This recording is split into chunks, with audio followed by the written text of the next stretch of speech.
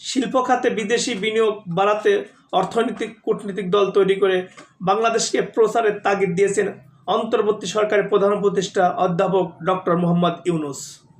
সোমবার প্রধান উপদেষ্টার তেজগাঁওয়ের কার্যালয়ে বাংলাদেশ রপ্তানি প্রক্রিয়াকরণ অঞ্চল বেবজার অর্থবছরের বার্ষিক প্রতিবেদন জমা দেওয়ার সময় এমন নির্দেশনা দেন তিনি।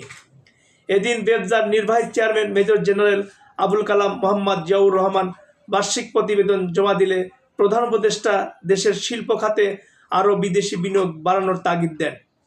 এজন্য প্রয়োজনে অর্থনৈতিক কূটনীতিক জন্য একটি দল তৈরি ও বিদেশে বাংলাদেশকে প্রচারের তাগিদও দেন তিনি।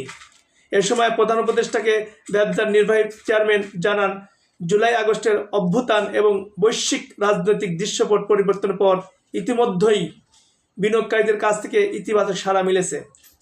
গত 3 সপ্তাহে চীনা বিনিয়োগকারীরা কাছ থেকে 135 মিলিয়ন মার্কিন ডলার বিনিয়োগের প্রস্তাব এসেছে।